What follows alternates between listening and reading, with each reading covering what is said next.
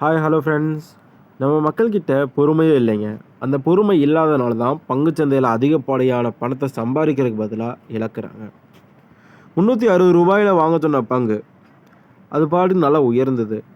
So இந்த ஒரு ஏரியாவுக்கு போகும்போதே அவங்க மைண்டுக்குள்ளேயே ப்ரெஷர் வந்து ஜாஸ்தி ஆகுது. நிறைய பேர் வந்து கேட்க ஆரம்பிச்சிட்டிங்க கமெண்ட் செக்ஷனில் கூட. எப்போவுமே வந்து ரொம்ப நாட்கள் ஹோல்டு பண்ணுறதுல தான் ப்ராஃபிட்டே இருக்குது.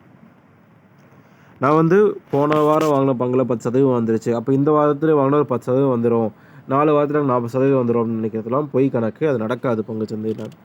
ஸோ இதில் எப்படி ஆவரேஜ் ரிட்டர்ன்ஸ் பார்க்கணும் அப்படின்னு பார்த்தீங்கன்னா, இப்போ ஒரு உதாரணத்துக்கு இந்த M&M ஃபினான்ஸ் வந்து நம்ம எடுத்துப்போம் ஃப்ரெண்ட்ஸ். இது வந்து ஒரு எஜுகேஷனல் கண்டென்ட் தான், அதுக்காக பார்க்கலாம். இப்போது இந்த M&M ஃபினான்ஸோடைய டார்கெட் அப்ராக்சிமேட்டாக வச்சுக்கலாம்.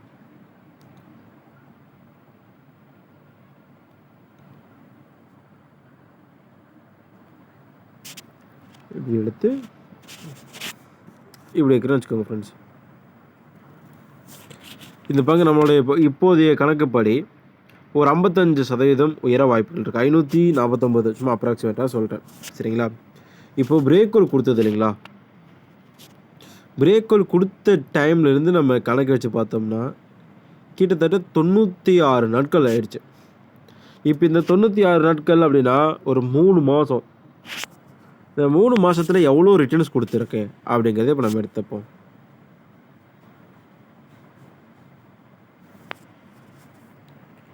இந்த 3 மாதத்தில் இந்த பங்கானது 15% உயர்வையும் தற்போது 8% வச்சுருக்கு. இப்போது ஒரு மாதத்துக்குன்னு எடுத்து பார்த்தோன்னா ஏறக்குறைய 2.25% இருக்கா, ரூ. 2.80 இருக்கா. ஸோ இது அப்படியே ஹோல்டு பண்ணுறோம் அப்படின்னா ஒரு 56% போகுதுன்னு வச்சுக்கலாம்.